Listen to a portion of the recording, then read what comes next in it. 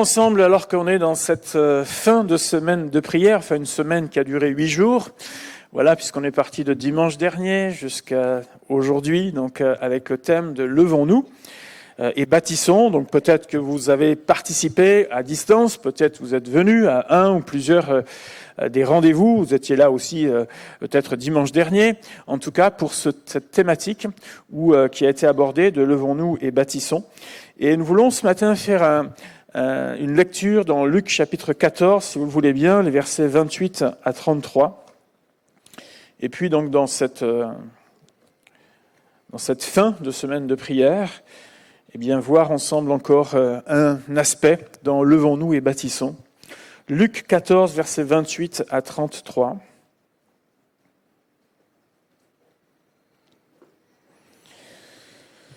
Et voici ce que Jésus enseigne. Il va dire « Car lequel de vous, s'il veut bâtir une tour, ne s'assied d'abord pour calculer la dépense et voir s'il a de quoi la terminer, de peur qu'après avoir posé les fondements, il ne puisse l'achever, et que tous ceux qui le verront ne se mettent à le railler, en disant « Cet homme a commencé à bâtir et il n'a pu achever. » Ou quel roi, s'il va faire la guerre à un autre roi, ne s'assied d'abord pour examiner s'il peut, avec 10 000 hommes, marcher à la rencontre de celui qui vient l'attaquer avec 20 000. S'il ne le peut, tandis que cet autre roi est encore loin, il lui envoie une ambassade pour demander la paix. Ainsi donc, quiconque d'entre vous ne renonce pas à tout ce qu'il possède ne peut être mon disciple. Dans cette semaine de prière, nous avons été conduits donc dans tout un parcours de méditation, d'intervention, prédication, de partage ou d'introduction de ces moments-là, soit écrits, soit les uns et les autres se sont relayés pour cela, mais aussi de temps de prière. Si ce parcours devait s'arrêter là, alors nous aurions simplement créé une activité supplémentaire dans l'Église durant quelques jours, sans aucune suite. Et donc, nos efforts, ou en tout cas nos bonnes intentions de quelques jours, tomberaient à l'eau. Parce qu'on aura juste créé une activité de plus, et en se disant, tiens, il faut varier un peu le programme, sinon on tombe dans une routine. Mais on aurait perdu le but du pourquoi nous sommes engagés en ce début d'année dans la prière. Nous avons été invités à considérer l'ouvrage de Dieu, que ce soit à titre personnel, en tant que temple, nous sommes le temple de l'Esprit, de le considérer à titre collectif en tant qu'Église du Seigneur. Nous avons été invités à considérer cela dans nos relations, bâtir aussi nos relations, que ce soit au travers de l'hospitalité, dans cette volonté de travailler ensemble. La nécessité aussi d'être fortifié dans notre foi, d'être persévérant dans ce que nous entreprenons avec le Seigneur et ne pas simplement avoir des intentions. Et l'important d'être aujourd'hui, si vous avez lu, d'être des messagers de la bonne nouvelle, c'est-à-dire s'impliquer dans toutes ces choses-là. Et donc, la question qu'on peut se poser après ces temps-là, ou après, on pourrait dire ces mots qui des fois sont forts, qui sont posés, et qui peut-être nous interpellent les uns les autres. La question qui se pose, c'est qu'est-ce qui se passe maintenant ? Quel est en réalité notre plan ? Comment allons-nous poursuivre en réalité ces choses-là ? Il y a plusieurs façons de répondre à une interpellation de Dieu. Peut-être qu'au travers de ces jours-là, un point, plusieurs points vous ont interpellé, vous ont bousculé, vous ont donné de réfléchir sur vous-même durant donc la semaine, vous ont donné peut-être à pouvoir prier, à demander quelque chose particulièrement au Seigneur.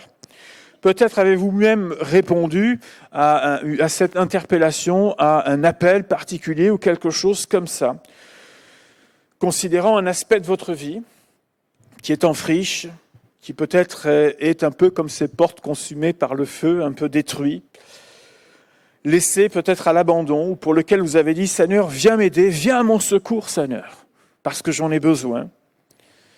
Peut-être certains ont dit « Mais oui, je veux être un bâtisseur, je veux être quelqu'un qui est là, qui veut laisser quelque chose pour le Seigneur, participer à quelque chose pour le Seigneur. » Et c'était l'occasion peut-être en ce début d'année de dire « Me voici, Seigneur ». Voici mes mains, voici mes pieds, voici mon temps, et je veux vraiment et sincèrement devant toi te le donner, te le consacrer encore tout à nouveau, considérant que ce que j'ai fait hier, c'est peut-être bien, mais j'ai besoin peut-être encore aujourd'hui de pouvoir encore me réengager, de te dire oui, peut-être quelque chose comme ça s'est passé. Peut-être certains ont ressenti comme une nouvelle étape de leur vie. Nécessaire, peut-être vous êtes déjà engagé, mais il y a comme une nouvelle étape qui est là devant vous et vous êtes interpellé par le Seigneur concernant peut-être une nouvelle étape pour vous qui est là devant vous. On pourrait aussi se dire que tout ce qu'on a partagé, c'est bien pour les autres, c'est bien pour ceux qui démarrent dans la vie chrétienne, pour que tout de suite, là, les derniers baptisés foncent avec le Seigneur. C'est bien pour les personnes instables qui de temps en temps ont besoin, ils vont bien un jour, le lendemain ça va moins bien, et puis après ça revient, enfin bref, c'est peut-être bien pour eux aussi. Bien pour les personnes guéries de leur passé. Mais quand on prend l'exemple de Néhémie, Néhémie était échanson du roi, et pour quelqu'un qui faisait partie des peuples conquis, on peut dire qu'il avait une place assez honorable. Imaginez qu'il mangeait, en tout cas des mets, qui était la meilleure table du royaume. Ça va, il y a pire, c'est un peu mieux que la cantine, vous voyez. S'il n'était pas bien un jour, il était quand même à l'endroit où il y avait tout ce qu'il fallait, surtout s'il était un peu considéré pour qu'on prenne soin de lui, pas qu'on le jette comme un Kleenex, vous voyez. Pour quelqu'un qui était, on va dire, d'un peuple, issu d'un peuple assujetti, franchement, il avait quand même tiré la bonne carte, quoi. Voilà, c'était quand même bien atterri. Et donc, c'était pas quelqu'un qui était à plaindre, Néhémie. C'était pas quelqu'un qui était complètement aux abois, c'était pas quelqu'un qui était par terre, c'était pas quelqu'un qui était humilié, tout ce que vous voulez. Non, non. Il allait bien. Et tout peut nous montrer que même il aimait son Seigneur. Même dans cette condition-là, il aimait son Seigneur, il suivait Dieu. Il y avait pas de souci pour lui. Donc, Néhémie, c'était quelqu'un qui allait bien. Donc, ce que nous vivons dans ces moments, il s'est laissé interpeller dans ces moments-là, vous savez que c'est pour tous et que ça peut être à tout moment. On peut tous, quel que soit le nombre d'années, nos pédigrés, nos titres et tout ce que vous voulez, se laisser encore interpeller par le Seigneur en disant « Eh bien Seigneur, me voici. Qu'est-ce que tu veux encore, Seigneur, avec moi ? Je sais que tu n'en as pas fini. » Parce que, voilà, il y a du travail. Je le sais tout ça. Mais qu'est-ce que tu veux encore, Seigneur ? Comment je peux encore être à ta disposition, Seigneur ? Comment je peux avancer ? Comment de nouvelles étapes peuvent être franchies avec toi ? Est-ce que je garde encore avec le temps un cœur sensible et malléable ? Que Dieu nous aide à garder ce cœur sensible et malléable tout au long de notre vie. Et lorsque on plonge et on médite ces passages de l'Écriture, de dire Seigneur, c'est pas simplement d'histoire passée, c'est peut-être une histoire encore présente d'une autre façon que tu veux faire. Et peut-être tu as quelque chose à me dire au travers de cela, Seigneur.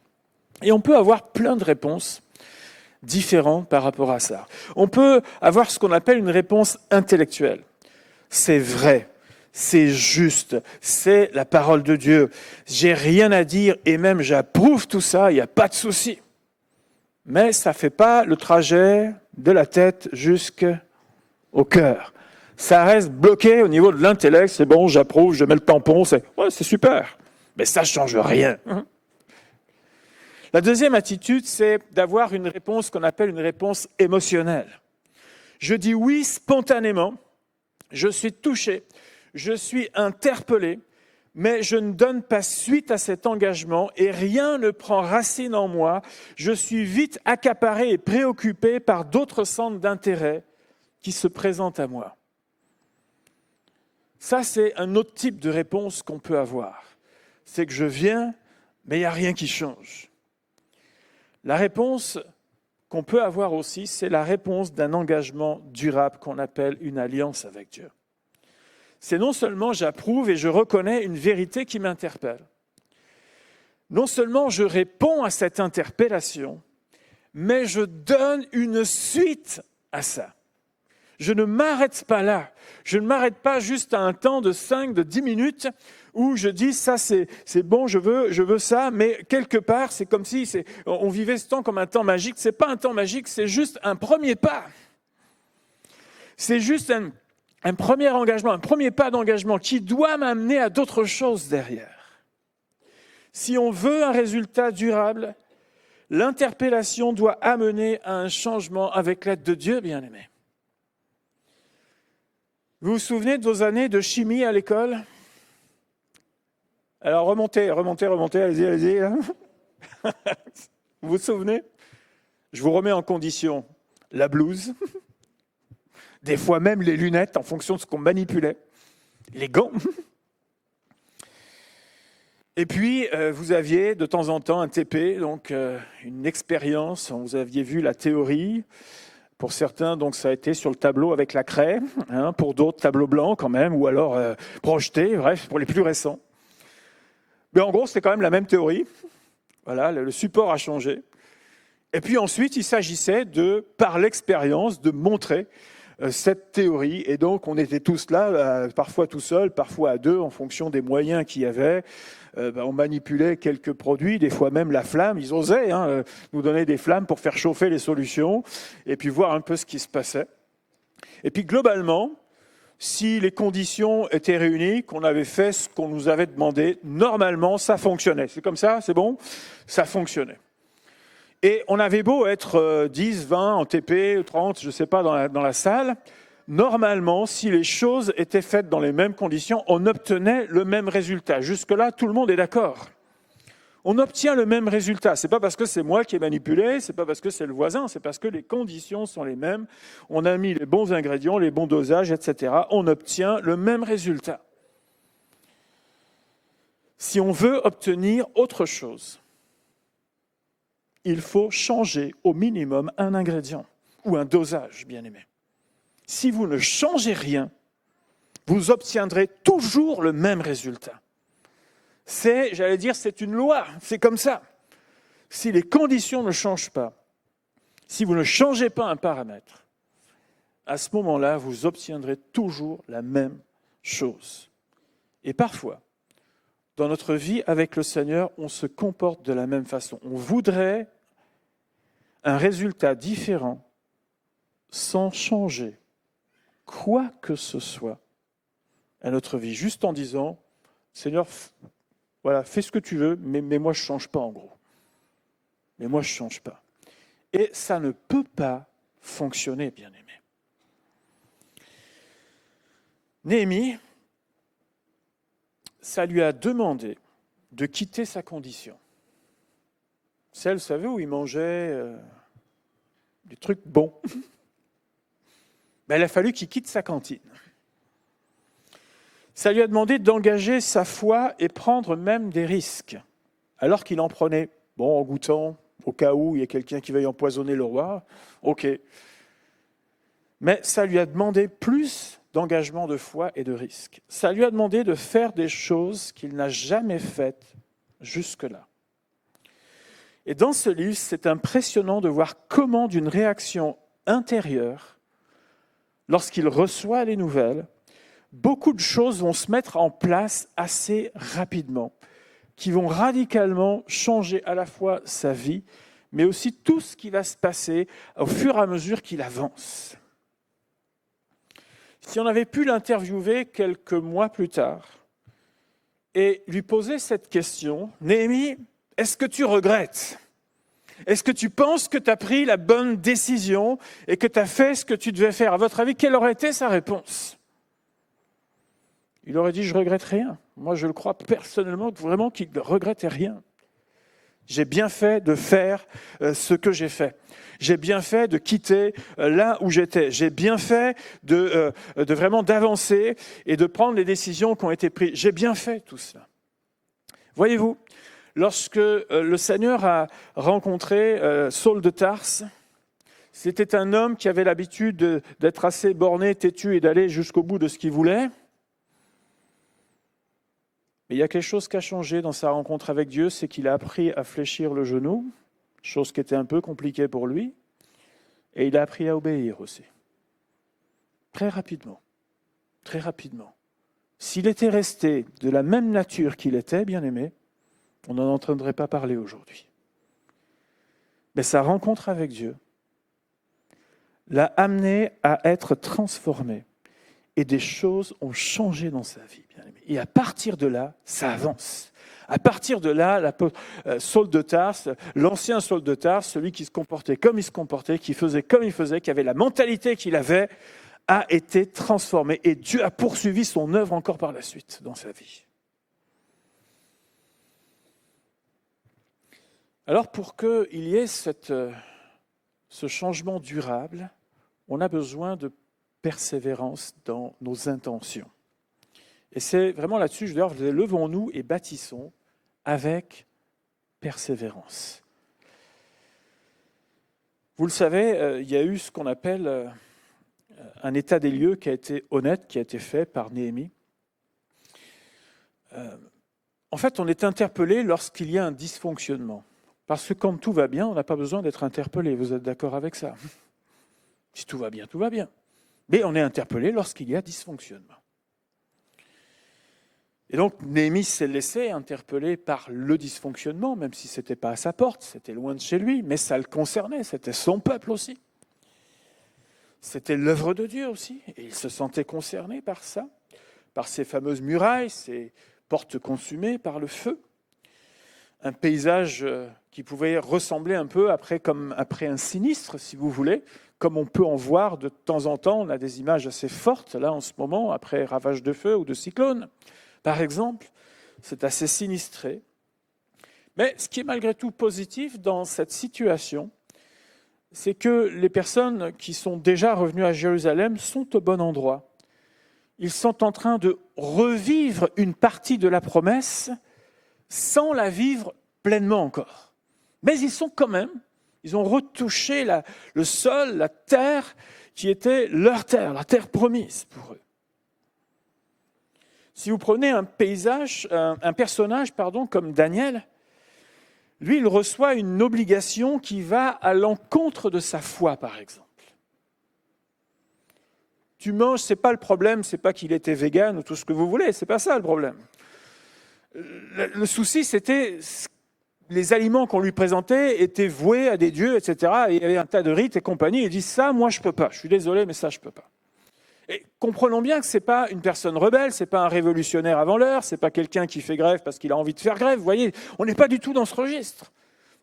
C'est juste que par rapport à sa foi, quelque chose le dérange et il doit se positionner par rapport à ça.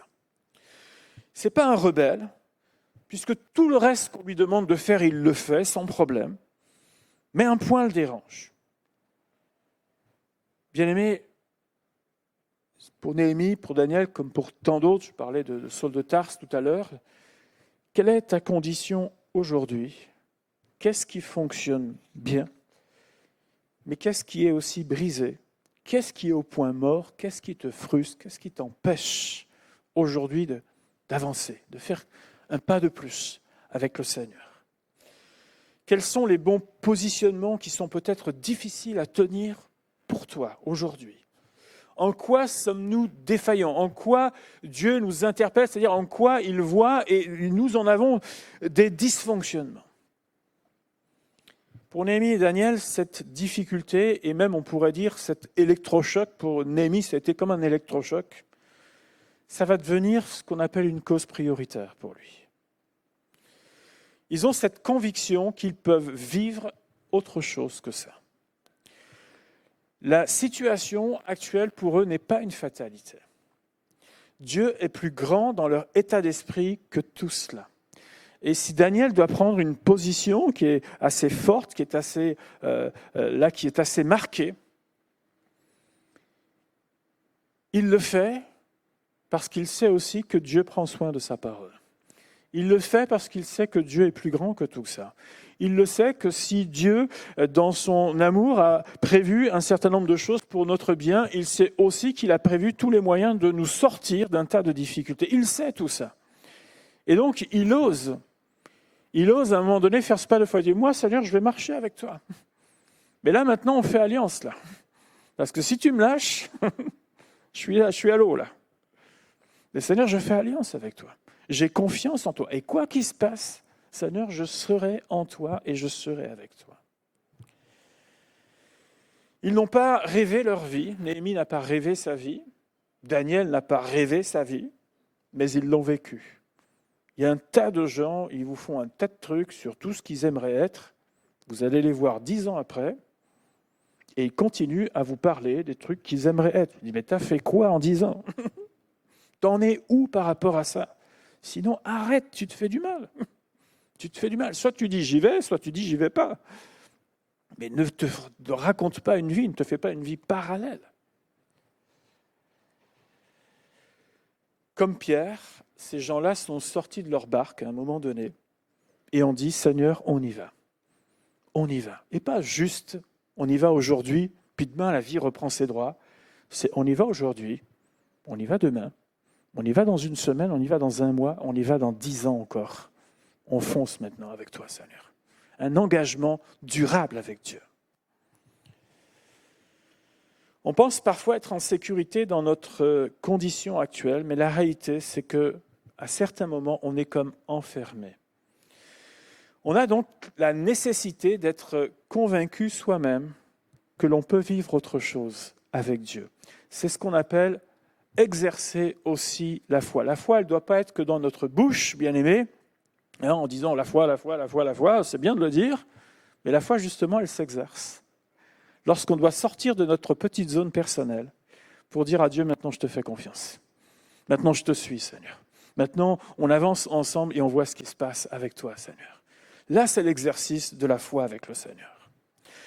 Ensuite, c'est convaincre, mais aussi se mettre en route. En Néhémie, chapitre 2, verset 18, ça a été le premier texte qu'on a vu dans ce livret de prière. Je leur racontais comment la bonne main de mon Dieu avait été sur moi et quelles paroles le roi m'avait adressées. Ils dirent, levons-nous et bâtissons. Puis il est dit après, et ils se fortifièrent dans cette bonne résolution. Ils se sont encouragés mutuellement dans cette bonne résolution. Et en fait, Néhémie a commencé à vivre quelque chose seul, d'abord seul avec Dieu. Et il a raconté ses premiers pas avec Dieu, ce qui s'est passé avant qu'il arrive ou jusqu'à ce qu'il arrive. Et en entendant et en voyant comment les choses ont été articulées, comment il a pu recevoir des lettres pour pouvoir venir, une escorte, comment il a pu déjà avoir même des facilités pour avoir des matériaux et compagnie, là, ils se sont dit, Dieu est dans l'affaire. Dieu est dans l'affaire. Il y a une histoire qui commence dans le secret, ça se passe entre Néhémie et Dieu. Il y a tout un temps de prière, de gestation, tout ce que vous voulez à partir de là. Mais quand il arrive à Jérusalem, il y a déjà des premiers pas qui ont été faits et qui montrent la main de Dieu réelle. Et à partir de là, les gens qui sont autour, qui eux voyaient la situation tous les jours, elle était sous leurs yeux, mais peut-être qu'ils étaient sur une autre priorité, celle d'essayer de vivre, de survivre, et pour eux, c'était quelque chose qui était un peu trop haut, trop démesuré. Ils avaient en tout cas baissé les bras, pas pensé même que c'était possible, mais en entendant comment Dieu articule les choses, quelque chose se réveille dans leur cœur. Et ils sont convaincus à leur tour, et ils commencent à entrevoir toutes les possibilités qui sont en Dieu, et ce que Dieu est en train de faire à ce moment-là. Et c'est là qu'ils disent, levons-nous et bâtissons, et ils se fortifièrent dans cette résolution. Et tout cela a amené tout un changement. L'acheminement des matériaux, l'organisation des équipes, le fait de se mettre au travail. Ce n'est pas simplement eux, une petite équipe, mais d'un seul coup, un tas de gens commencent à venir, famille après famille, etc., pour venir s'organiser et travailler les uns avec les autres. C'est assez incroyable ce qui se passe sur un laps de temps réduit. Comment les choses ont fait comme une traînée de poudre par la suite. Et lorsque Daniel résolut, la Bible nous dit, Daniel 8, qu'il résolut de ne pas se souiller, il pria le chef des eunuques de ne pas l'obliger à se souiller. Et Daniel a entraîné ses 3 compagnons et ils se sont aussi encouragés mutuellement dans cette résolution de dire, nous, il y a quelque chose qu'on ne fera pas. Mais ils ne sont pas là en train de se braquer, ils ne sont pas là en train de défier, ils ont proposé une autre solution. Ils ont respecté les gens. Ils ont juste dit, nous on ne fait pas, mais on propose autre chose. On propose autre chose. Et il va se donner un délai de 10 jours. Et juste pour voir quel va être le résultat, vous savez, à la mine, quoi. Tu vas bien, tu vas pas bien, hein? Alors, quand on se regarde, des fois, on dit « Oh, celui-là, celle-là n'a pas bien dormi en ce moment. » Voilà. Ça arrive, ça arrive. Alors, les lunettes, c'est bien parce que ça cache un peu les cernes, vous voyez.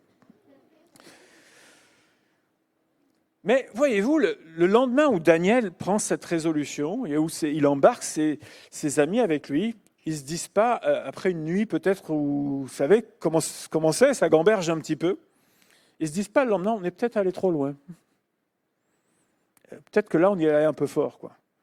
Si on faisait qu'un repas sur 2, bon, déjà, ça montre qu'on n'est pas tout à fait d'accord. Non. Le lendemain, je ne vais pas manger de ça, moi. On va faire comme on a dit.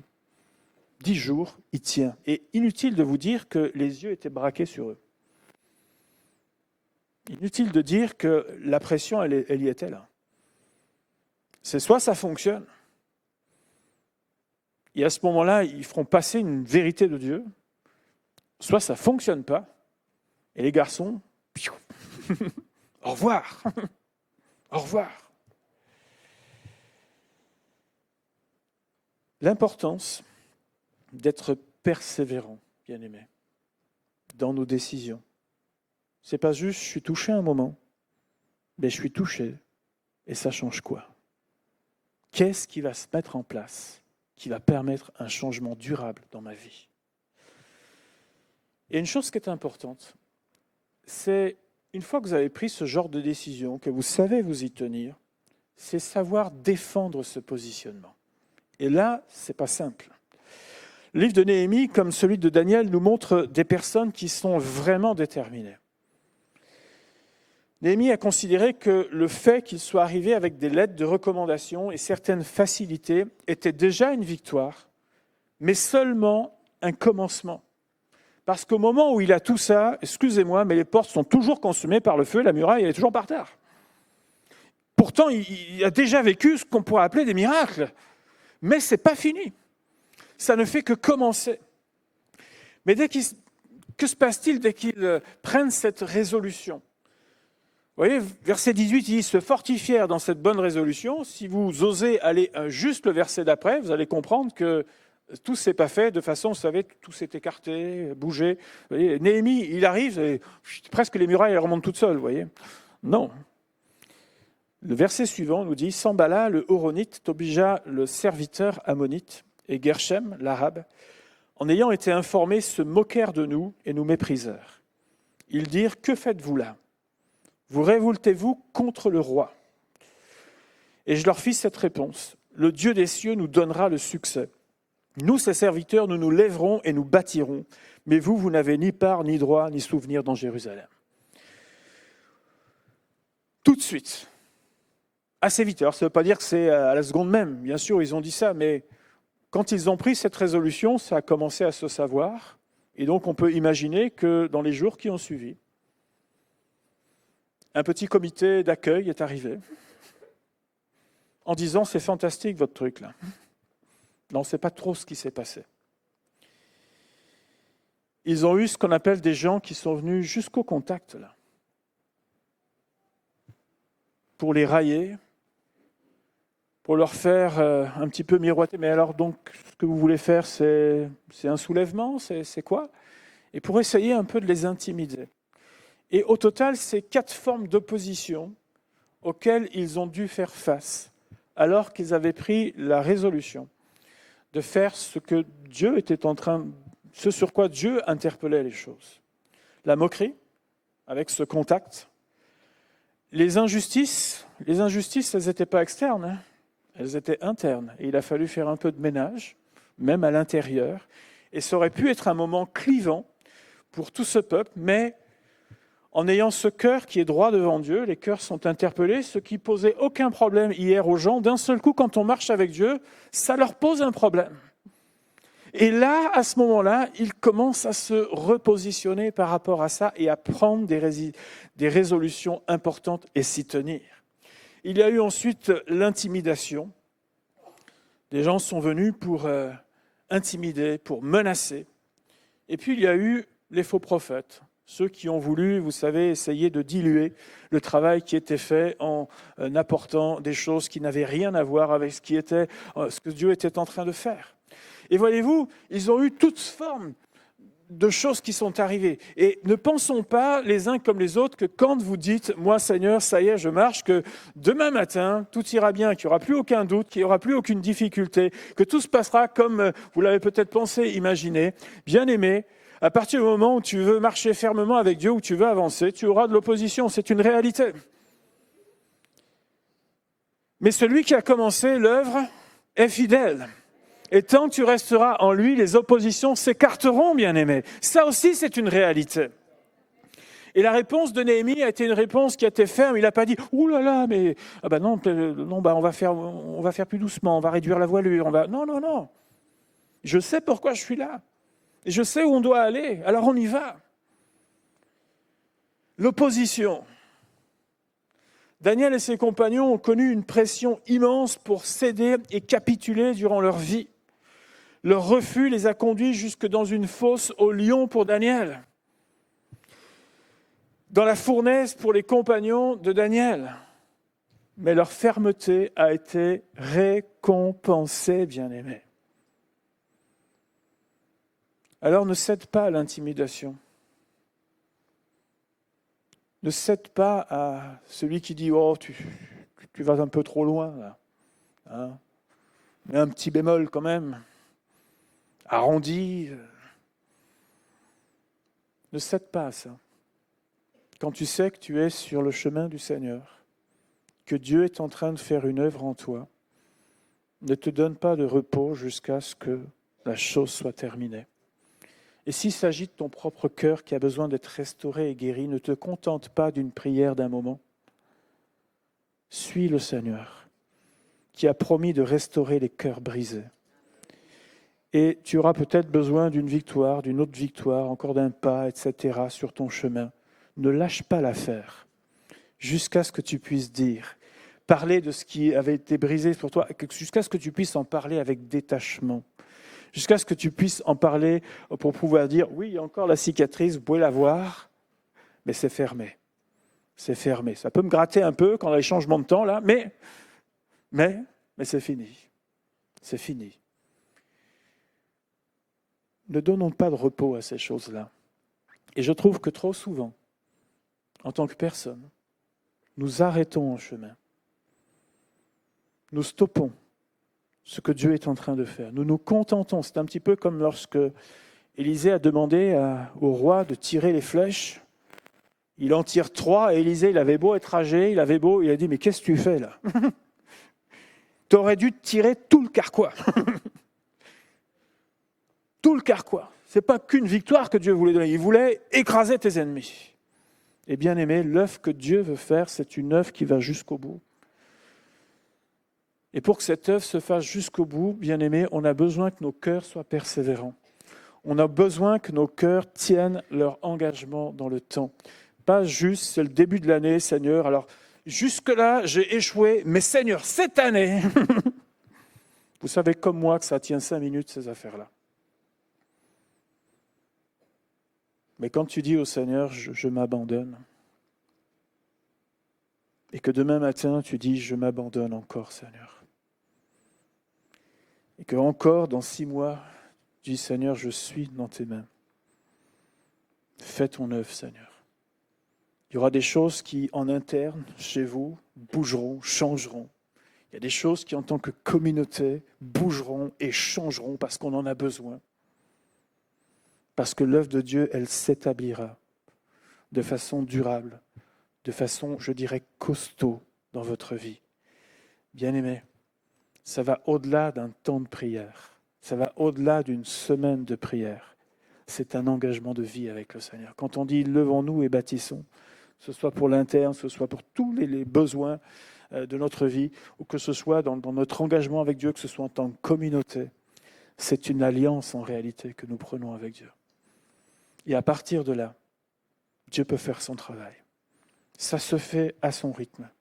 Ça se fait en son temps. Des choses peuvent aller vite. D'autres peuvent prendre du temps, peu importe. Nous sommes sur le chemin qui permet le changement. et un changement durable.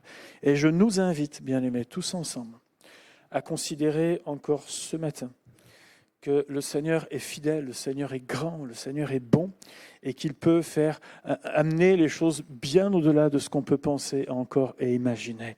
Il nous est dit dans Hébreux 10, versets 35 et 36, « N'abandonnez donc pas votre assurance, à laquelle est attachée une grande rémunération, car vous avez besoin de persévérance afin qu'après avoir accompli la volonté de Dieu, vous obteniez ce qui vous est promis. » Amen. La persévérance est un engagement durable. Dieu, je le crois de tout mon cœur, prend soin. Dieu pourvoit. Dieu restaure par sa grâce. Nous avons foi en lui. Mais quelqu'un qui s'engage pour dire « je veux être un bâtisseur avec Dieu » a avant tout un engagement avec Dieu. Je me souviens dans ma propre vie de certains moments. Je ne suis pas quelqu'un qui se lève à tous les appels. Mais quand je me lève à un, je sais pourquoi je me lève. Et je me souviens particulièrement de certains moments pris d'engagement devant Dieu qui, je dirais, des dizaines d'années plus tard maintenant, me poursuivent encore aujourd'hui. Parce que je sais ce que j'ai dit à Dieu dans ces moments-là. Et je sais aussi la perspective qu'il m'a donnée dans ces moments-là. Bien-aimé, ce n'est pas d'un appel de plus dont on a besoin. C'est d'un engagement durable avec Dieu. Quand tu es interpellé, que ce ne soit pas simplement là, que ce ne soit pas simplement « oui, j'en ai besoin, mais demain, mais non ». Mais que ce soit, Seigneur, c'est main dans la main, Seigneur. On avance ensemble. Et tu verras combien dans ta propre vie, Dieu est capable de faire avancer certains points qui pour toi semblent difficiles, qui pour toi tu passes à côté, je dirais tous les jours, en les constatant, mais sans voir de changement réel. Moi, je crois que Dieu n'est pas un Dieu de mensonge, mais un Dieu de vérité. Lorsqu'il dit qu'il restaure, lorsqu'il dit qu'il guérit les cœurs brisés, lorsqu'il dit qu'il donne un avenir dans nos âmes, dans nos cœurs, je le crois de tout mon cœur. Bien-aimés, la seule chose, c'est que si Dieu remplit sa part, nous remplissons la nôtre. Est-ce qu'on est prêt à comprendre cela ce matin ? Et est-ce qu'on est prêt à le faire aussi de tous nos cœurs ? Je vais inviter le groupe de louanges ce matin. On va reprendre ensemble un des chants. Et puis par la suite, si vous le voulez bien, on priera ensemble, afin que Dieu nous donne un cœur persévérant, un cœur qui ne lâche pas, qui n'abandonne pas.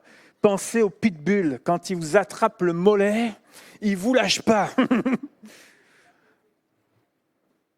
Qu'on ne soit pas des entêtés pour des bêtises, et qu'on soit persévérant avec le Seigneur. On ne lâche pas l'affaire. On ne lâche pas. Parce que Dieu est aussi quelqu'un qui ne lâche pas et qui ne nous abandonne pas. Alléluia. On loue le Seigneur. Vous voulez bien qu'on se lève ensemble, qu'on chante, et puis on priera un moment le Seigneur.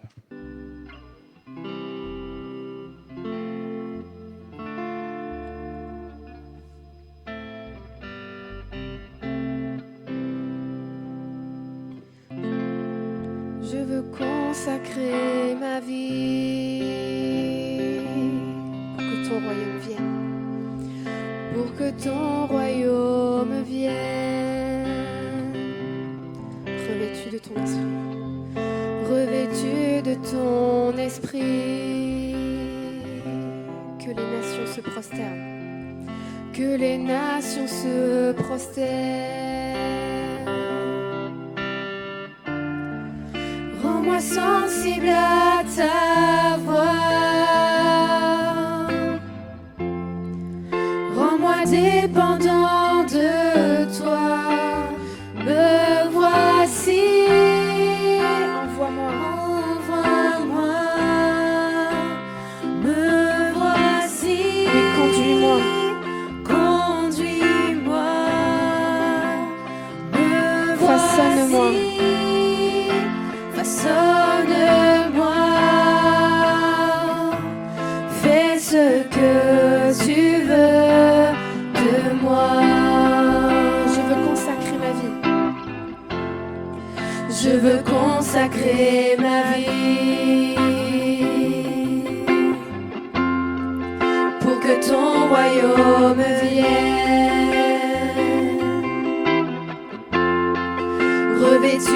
ton esprit. Que les nations se prosternent. Que les nations se prosternent. Rends-moi sensible à ta voix. Rends-moi dépendant de toi. Me voici. Et envoie-moi. Envoie-moi. Me voici. Oui, conduis-moi. Conduis-moi. Me voici. Façonne-moi. Façonne-moi.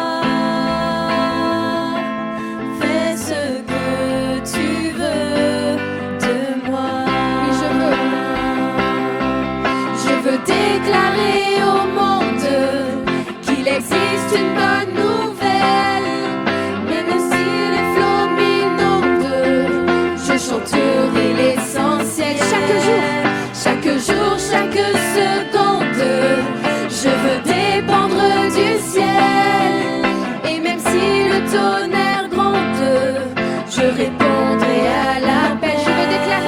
Je veux déclarer au monde qu'il existe une bonne nouvelle. Et même si les flots m'inondent, je chanterai l'essentiel. Chaque jour, chaque seconde, je veux dépendre du ciel. Et même si le tonnerre gronde, je répondrai à l'appel. Me voici, envoie-moi. Me voici, conduis-moi. conduis-moi. Me voici, façonne-moi. Fais ce que tu veux de moi. Me voici, envoie-moi. Me voici, conduis-moi. Me voici, façonne-moi. Fais ce que tu veux de moi. Fais ce que tu veux de moi.